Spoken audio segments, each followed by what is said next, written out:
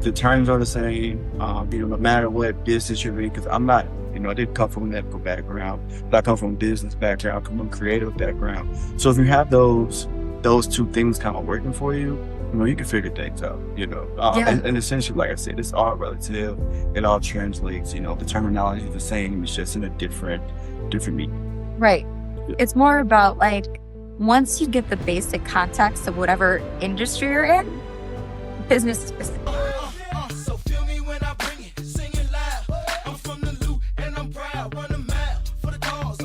Hi guys, it's your girl Nakama, your favorite Jew from the Lou. Welcome back to my podcast. And today I'm so excited to have John Scott with me all the way up Move. Welcome. Thank you. So we just met, what was it, the past month, I would say? Yeah, past month. I think I was here doing studio manager stuff and we came in, and I think I just got back from Paris. Yeah. And you were telling me about your experiences, hanging out with Wilson here and telling him, and I kind of each other. Yeah. And then we kind of just sparked a little conversation, and that's how we met. Absolutely.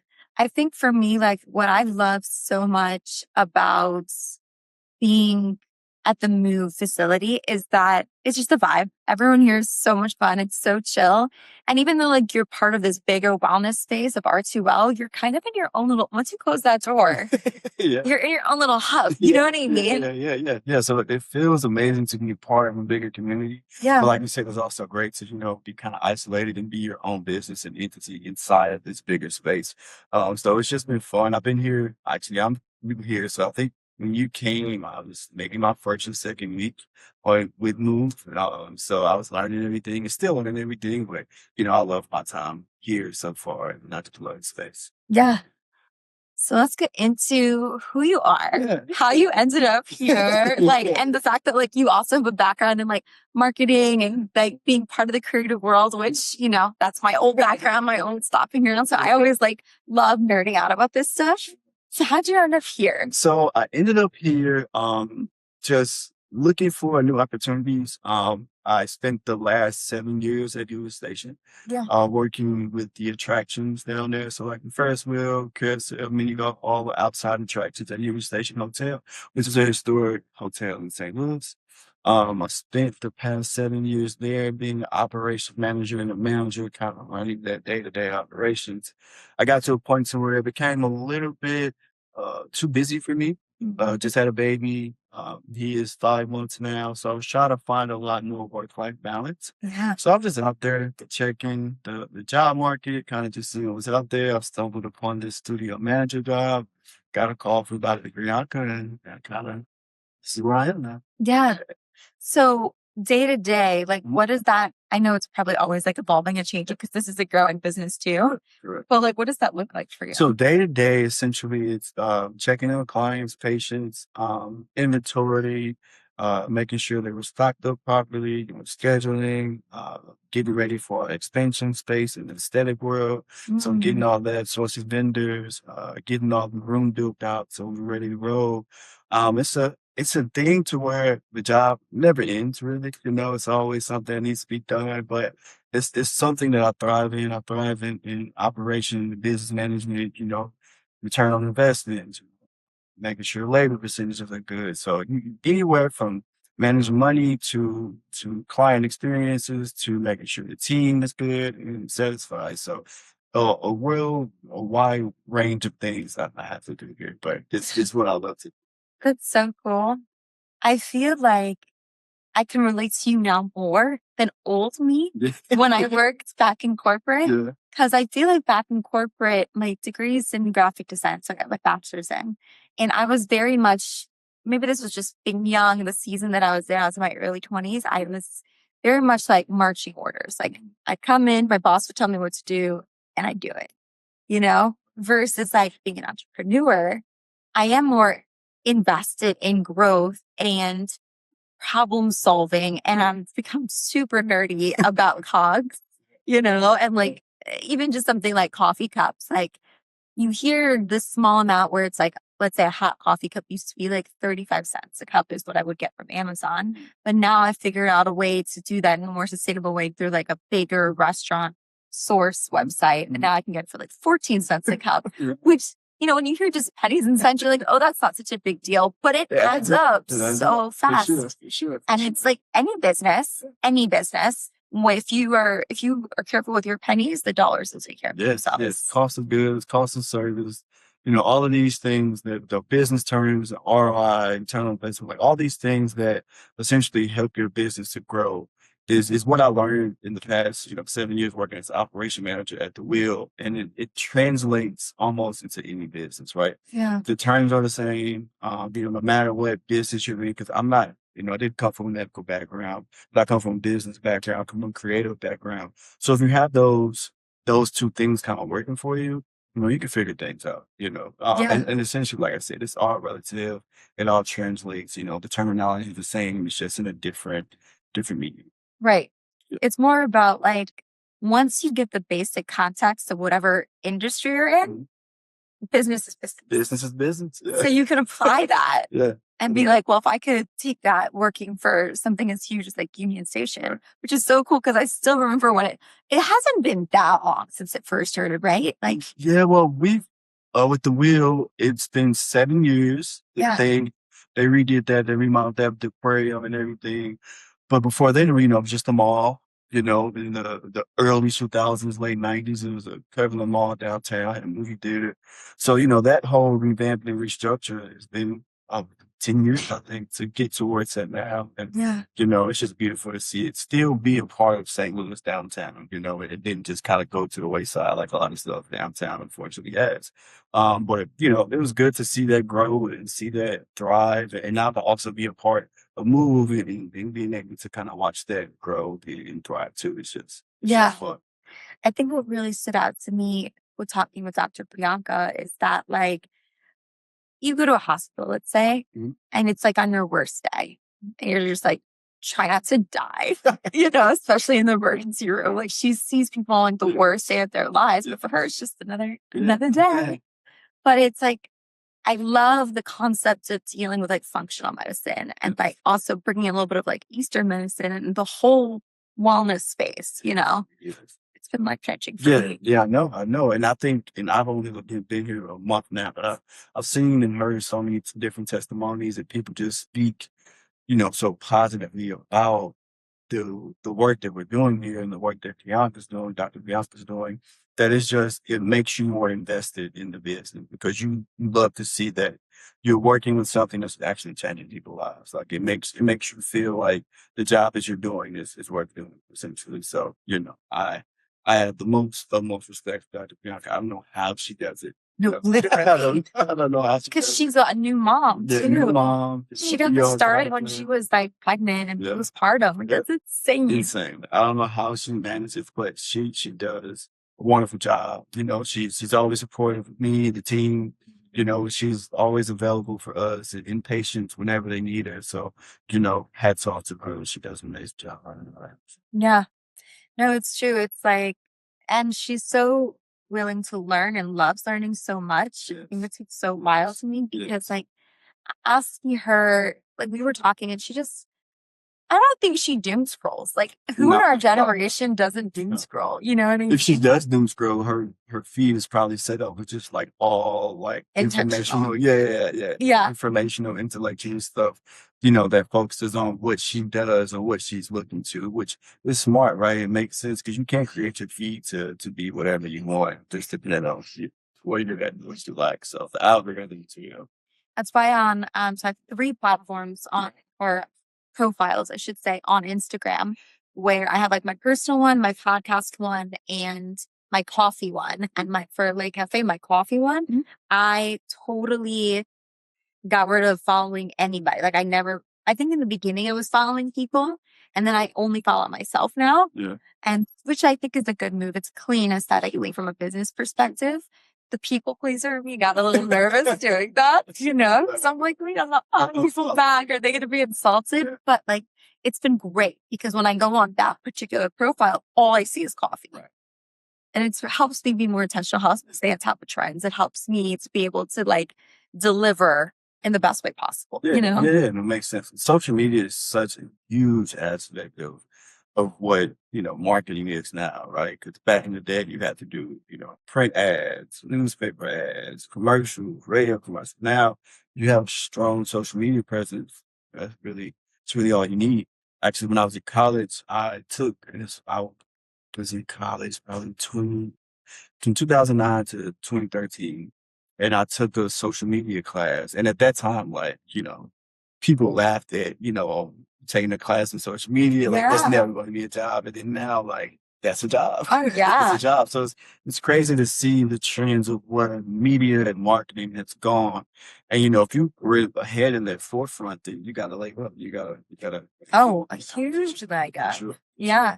And it's a science. Like, social media is a science, marketing is a science. There's a science to business is a science. There's a science there. Yeah. There is a science, and the woo-woo part of me is also like everything's energy, where it's like especially because the algorithm is changing constantly. If we're being so for real, the algorithm is the people. Yeah. Right. And like, it's basically watching the trends of the consumers and what are they wanting to see. And what's really fascinating now, I just had this conversation with a friend. She's a photographer. Okay. Mm. And we were just on social media in general too, is that like, it's almost like when we used to feel this need to show up perfect on social media, right? Super edited, the best technology, the best lighting, everything, right? Yeah. Now, because of AI and how good AI is getting, Yeah. and everyone knows I love AI. It's like my favorite thing in the world. But at the same time, it's like, it's becoming hard to be able to discern between reality and artificial intelligence, right? So when people can see the raw, real human behind the videos, Mhm. that is what's getting people to engage now more because they're nostalgic for a time before Yes. Yes. technology. Yes. Yes. And I think it's a beautiful way to put it because I think that we're coming into an age where, the generations, like for me, I'll be 35 in June, like I just discussed. And I grew up in a digital age to where I saw the best of both worlds. Like I saw like dial-up internet and I saw that aspect of things. And now also some AI and how fast information is processed and given to you. For back in the day, we used to have to wait like, a couple of days to get some fresh information or news. Now it's seconds. Like Yeah. you get the news right at your palm in seconds. So I think to be able to see both the best of both worlds, in a sense, is wonderful because that is kind of coming back around. People want that raw, that natural, that kind of slow pace of information because sometimes if it's too fast, it just seems not real. You don't know what's real and what's fake. So I think the authenticity of things are so great. Yeah. And so with the algorithm too, right? Like posting, everyone's like, I think a big conversation from creators' perspectives is what time should I post? What day should I post? And the science behind that. And it's ever changing. Yes. And then like we were talking before we started recording, and even earlier, you were saying work-life balance, right? Like there's so much going on nowadays. We've never been more busy as a society. And so that being said, on top of that, to be able to keep this schedule of our ever evolving lives, and now I have to post at a certain time. True, you can like schedule things out. You can be organized for sure if you're that organized. But for a lot of us, it could feel overwhelming and our to-do lists are never ending. So it's like, I finally reached a point where I was like, you know what? Forget this. I am the algorithm. I will post when I'm excited about it because energetically, I'm like, if I'm excited about that, I trust and believe, it's going to find the people when it's supposed to. And I feel like recently, I've been seeing like, even on my personal page, friends of mine, I don't see their posts necessarily right away. Sometimes I'll see it like 3 to 5 days later. So I'm like, well, shoot, if that's happening, I'm going to post whatever. Yeah, whatever. It doesn't matter. I'm like, I'm just going to keep being consistent. I think that's more important. It is. That's huge. Quality, consistency, and then like the best content in terms of like quality and like essence, but also like if you can use good technology, have good lighting, like do what you can, clean the back of your camera. I don't always do that, but foggy camera. Yeah. No, for sure. I think you're completely right. Like I think that nowadays you don't see your friends post between like it has to get traction from other people for it to pop up on your feed, which is crazy that that's how they set up the algorithm. So I think you're 100% right. Like you create your own algorithm, you create your own energy and consistency. Like you said, is the biggest thing. I think you hear any of these social media, influencers, they always talk about, posting 2 to 3 times a day and just being, and that's every day, right? So, and that's work. Like that's a lot of work. So if you're posting 2 or 3 times a day, that means that's a full-time job. To me, like if you're editing, you're shooting, like people don't realize we're talking about this too, like how much work it actually goes into shoot content. A lot of people just think you just record and you just post, but there's thought behind it, there's a feeling, there's action, there's a reaction, there's a quick edit, sometimes things take longer to edit. So, it's all, and then it's the actual post. Like you can always create content and like shoot, but then you have to figure out when that's how it posts and just sometimes you get too much in your head. Like you said, sometimes you just gotta go for it. Yeah. And some platforms encourage you to post more. Yeah. Like I feel that YouTube and TikTok, you can post however many and you'll be rewarded. The more you post, the more you'll be rewarded. I don't think Instagram's the same way. And what's interesting is like, so I'm 30, so I'm like same generation kind of thing. But for some reason, I never really vibed with Facebook. I wasn't allowed to have social media when I was in high school. So I was late to the game. I didn't get it until I was like 22, 23. Okay. Wow. Yeah. Wow. And then Facebook was just something, by then Instagram was the thing, right? So I have a Facebook account and Meta owns Instagram and Facebook. So I just have it linked. So I have people all the time be like, oh, I see you on Facebook. And I'm like, oh, cool. Like I do it on purpose, but like I'm never on the platform, which is a mistake because sometimes I'll go on Facebook, I have messages and I'm like, but recently I'm curious to know your opinion from a business perspective on Facebook. My friend was saying that she feels that Instagram, you have to have a presence professionally.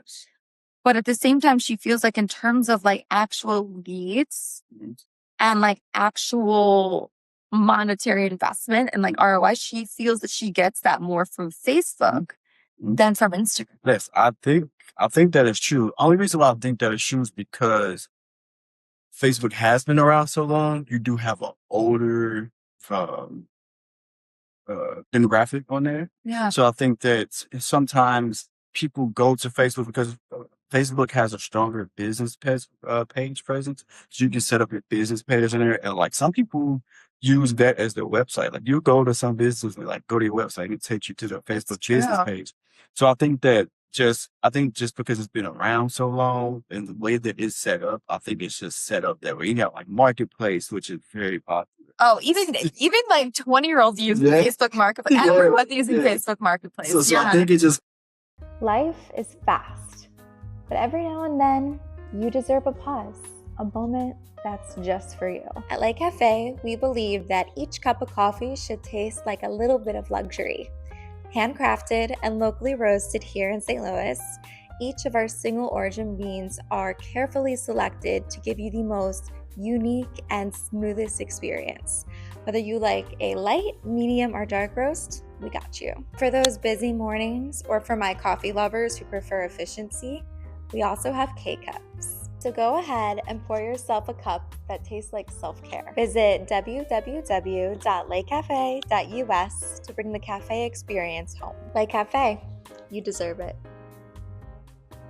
Psyche of the human being to just kind of lean more towards Facebook for your business needs. You have more community with like groups, like mom groups, dad groups, photography groups where people feed off each other and because I even have gotten jobs in photography off just being a part of photography. Right? You're like, where someone needs a second shooter for a wedding or someone just needs or in a bond and then just need a person to kind of help out.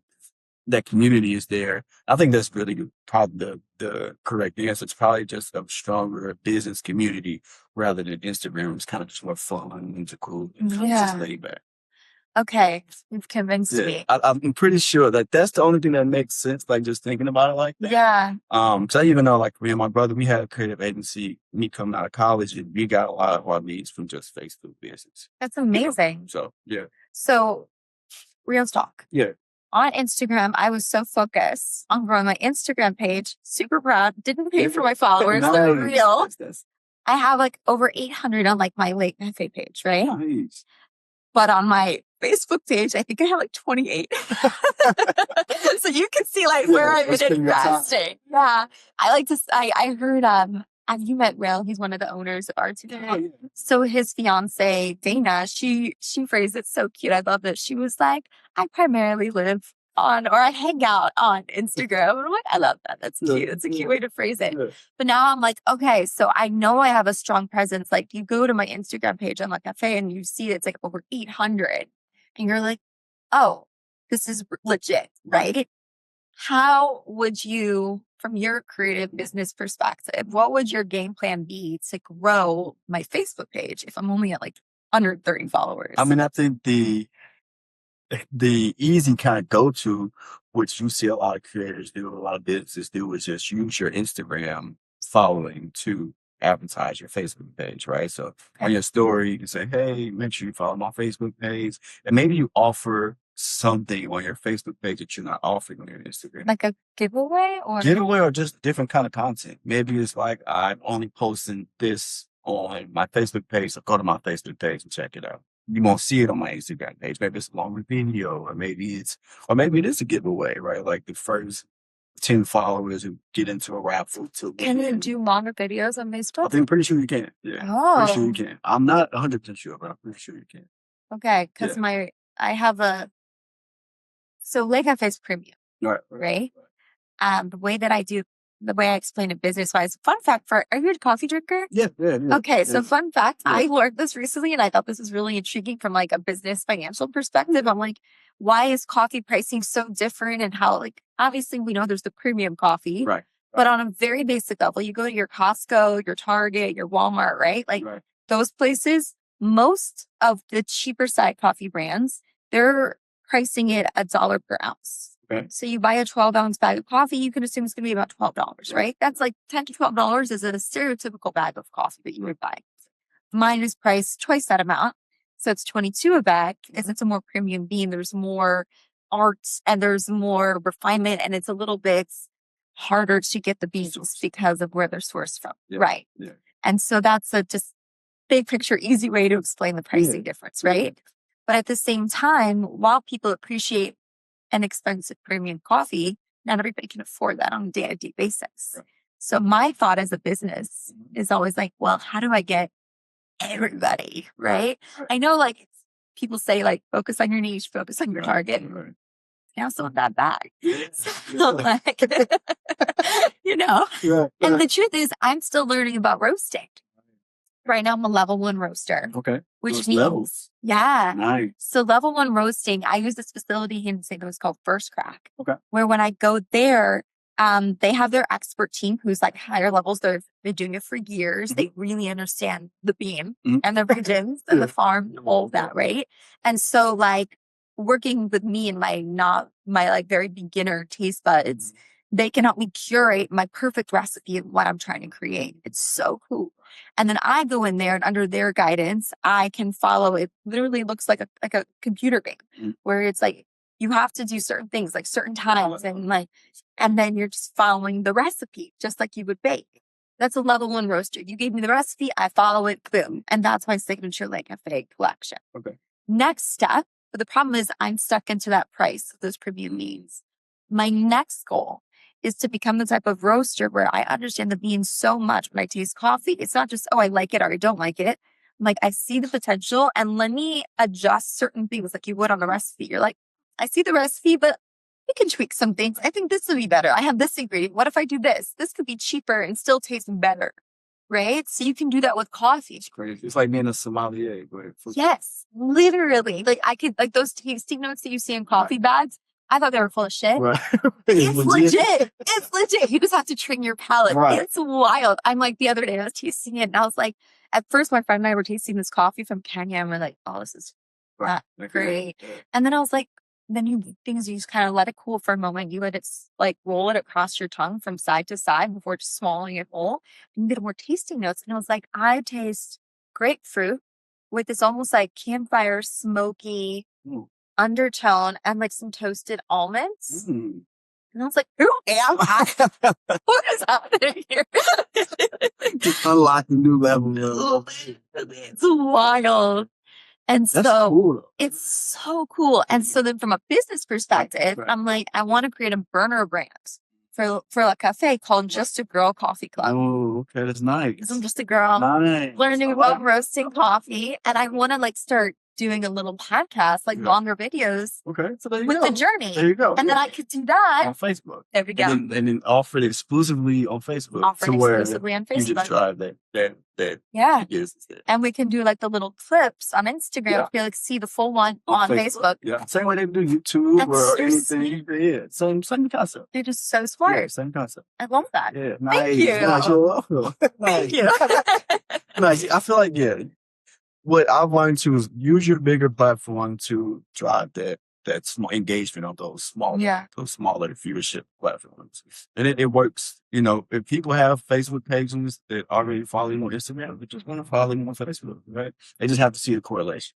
See, it's this fun. I love business strategy. Yeah. Like, For sure. coffee and podcasting is the medium that I've chosen. Yeah. But this business strategy, that's so fun for me. And it's so cool when you think about it because it's just thinking like a consumer, but also thinking as a business person. You have to put yourself in the shoes and the mindset of the consumer. Like, what would I want to see if I went somewhere? What would I want to? What would make me follow somebody? You know? Right. And once you start thinking like that, like I think it helps the business mind kind of just start firing off. Yeah. So I'm so curious because as an entrepreneur, I'm always like, why wouldn't everyone want to be an entrepreneur? And I understand, like, people are different seasons of their lives. There's different times of things. Like, I understand that, like, for me personally, because, like, I'm single and I don't have kids, it's okay that I'm in a hustle season of my life and I'm hungry and, like, that's okay that I'm not necessarily where I want to be successful. But I know that I'll get there because I'm an entrepreneurial worker. Right. And, like, if you don't quit, success is inevitable. Yes. Very When? True. Very true. Not up to me. Somewhere down the line. That's up to God. But it will come, right? Yeah. And so from your perspective, it sounds like you have had so many different seasons and like worn so many different hats. Yes. So would you prefer to be doing your own thing as an entrepreneur, or would you prefer, to be doing like what you're doing with Moves? I think that the best of both worlds, and I still do photography on the side, right? But I'm not scaling it to be bigger than what it already is. I have my clients, have my go-to people that always come back to me. So it's something that's kind of always set up. That's just kind of a thing that makes money without me having to do much because I've done it for so long. Yeah. I have my couple of clients, so I'm good. I think that the one thing that burnt me out when it came to being a full-time entrepreneur with photography or a creative agency, I think one, when me and my brother started a creative agency, it was called Integrated Arts, which he still kind of runs. It was ahead of its time in a sense, because this was probably, got back in college 2012. The creative agency space in St. Louis was kind of non-existent, or I shouldn't say non-existent, people didn't want to invest in their brand at that time, because they weren't, keen to what the creative agency could do for them. As if now people get that, okay, I need something to help me create this vision and branding.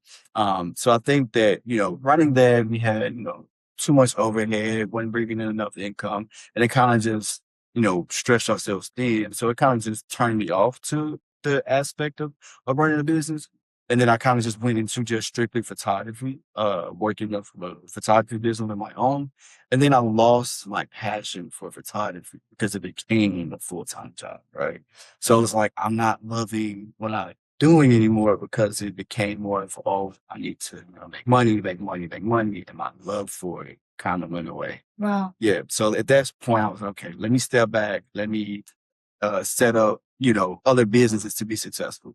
And I think the one thing that has helped me do as well is learn business in a different mindset because I'm not so attached to it, that I can learn it and guide more into it to where if I ever want to jump back into a space to where I want to run a business, I'll have so much more experience for seeing how, top companies have run their companies. So now I can just, pick from that and tap back in when I'm ready to tap. I mean, low key, in a sense, you're kind of being like, an undercover CEO. You know what I mean? Yeah. And without the pressure. Yeah. Right. Like that's what I was saying earlier. Like there's different seasons to people's lives. Like Yes. being a dad and Yes. wanting that family life balance. Yes. This is what gives it to you, Yes. right? Because it's like you're still doing what you love. Yes. At any time, you could tap in and do your own thing. You've had that experience, right? You already have that agency where it's like, it's not like you'd be grasping at something new and, oh, I've never been offshore. This is so scary.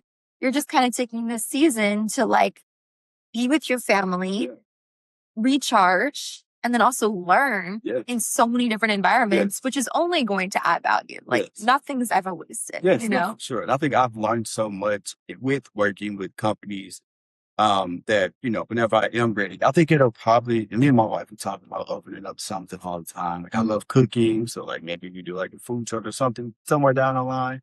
And, you know, I think I will always probably have that entrepreneur spirit about me. So I'm sure at some point I'm going to, you know, tap back in. But I think now, like you said, it's a season of the life that I'm in is more so, okay, work-life balance, you know, and being in a space where I'm available for my son and available for my wife and still being able to, you know, financially provide and all the things. So it's a beautiful thing. I love the space that I'm in right now.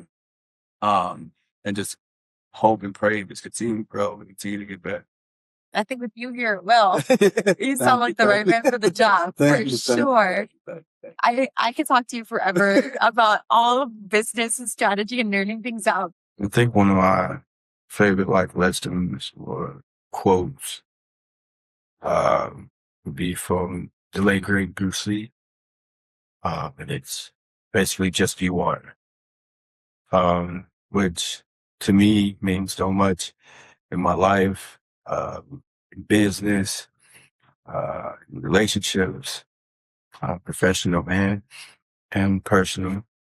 To be able to be water, which means to be able to adapt, to be able to shapeshift, to be able to take whatever shape that you're placed in, like water, be able to flow, be able to go with the flow. It's hard to abide by that because you're always, you know, hit with something, life things happen, business things happen. But if you're able to adapt and shape into the form or shape shift into whatever situation you're put in to be able to perform and just flow, go with the flow. I think that is a great quote and a great life lesson, something to live by. Again, me being in this space that I'm in now, medical clinical world, you know, it's not something I would ever thought that I would be in. For an opportunity to presented itself, be water, you know, go into that space, spread yourself, reflect. So be water. I know you're a busy man to go a lot on your schedule today, so I want to be respectful of your time. I definitely think we're going to have to do another episode for sure. Part 2. I definitely have returning guests, but at least people got a little taste of you and they're like, oh, we want more John, you know? So thank you so much. And I'm so honored that I was your first podcast. Yes, first podcast. How does it feel to be behind the scenes? It was good. It's good. Yeah, I'm usually behind the camera, so being in front of the camera is different, but, you know, so like I love talking about this type of stuff, so it was easy. Yeah. It's magic of the mic is what I call it. Yes. It is. Just the flow starts happening. For sure. So what can we do? What can my audience do to support you? Yeah, I mean, you know, come see us at Move Health and Wellness, South Kings Highway, 1530 South Kings Highway. Come check us out, just see what we have to offer. My personal page is jscottphoto_ on Instagram. You can check out some of my photography work and things of that nature. But yeah, just come see us and tap in with us. Absolutely. And we will tag all that information in the bio below so people can find you, people can find you. Yes. This has been a pleasure. Yes. I can't wait to have you again. Nice. Thank you. Well, guys, this has been another amazing episode. Thank you so much for listening or watching. And if you are not currently watching, the video can be found on Spotify and YouTube. And YouTube is primarily where I'm trying to grow my community. So if you're not already subscribed, what are you doing with your life? Go hit that subscribe button and please share this episode with a friend. I hope you guys have a great week. Let's get it. Let's go.